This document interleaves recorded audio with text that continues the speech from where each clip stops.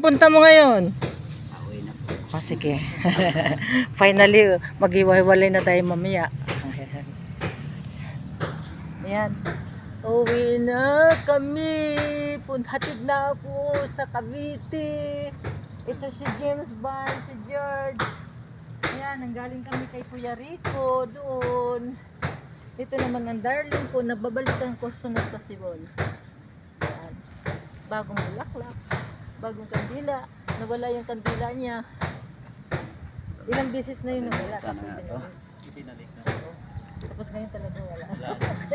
Pinalik. Tuluyan na. Ikot mo, Jay. Dali. Para malaman natin kung saan lugar siya. Ayan. Ito St. Peter. Kung saan siya. Dalawang gabi.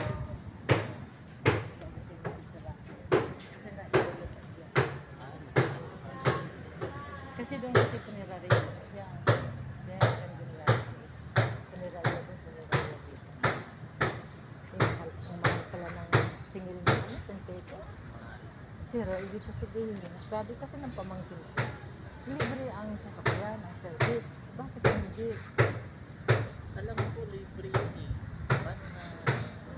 Hindi ko ngayon natanong sa kumari ko eh. Kasi minsan naka-post na libre ang service. Maring yung libreng service lang, baka yung paglibing lang. Pero pag sundo sa airport, hindi. Si George naman, sabi ni George sa akin, sa bayaw daw niya, libre. Yung sa amin, kasi namatay yung ano ko sa Pampanga eh. Oh, libre. Tapos ko, sila mismo. Yun ang hindi ko alam. Service. Kasi hindi naman pwedeng isakay yun ng mga Pero sasakyan. sa bagay, tapos na. O na balikan. Maraming question mark sa maraming question mark na sa isip ko eh. Butin tapos na. Di ba laba? Basta ikaw naayos ka na diyan. Ayan, malapit ka pala sa kuya mo eh. Hindi man lang nagkikita na kayo dito pala. Wala man lang nagsabi sa atin. Diyan lang siya. Diyan ang viewer oh. Eh, kasama mo yung mga pamangkin ni ano. Wala nagsabi. Wala nagsabi. Wala.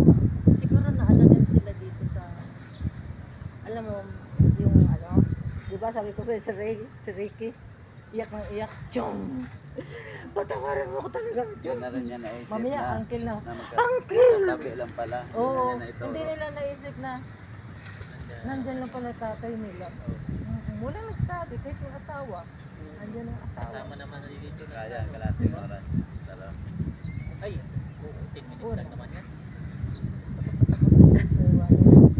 Hindi. 10 minutes lang naman yun. Sandali lang yun. Tanong ko na. Malapit na tayo kanina eh. Saan yung tindahan.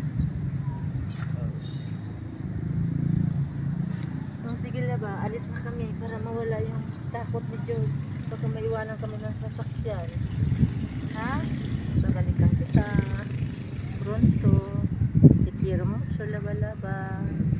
Uy, no, kasama naman kita sa biyahe eh. Nandito ka sa Baguio. Andun ka sa Malitak mo. Oo. Hindi nyo lang alam kagabi. Kantahan kayo sa labas. Iyak naman ako ng iyak. Alam mo bakit? Alam nyo kung bakit? Siyempre, nagliligpit ako ng gamit niya.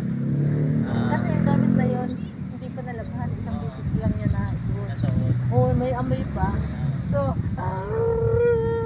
akala pa himatayin ako eh. Mag-isa ako sa taas niya. Habang nililigpit ko yung gamit niya. Kasi, Bago pa kasi. maaalala mo kasi yung ano talaga. Ito bago pa. Bago pa. Wala pang, ano, 7 months. 7 months. 7 months pa lang.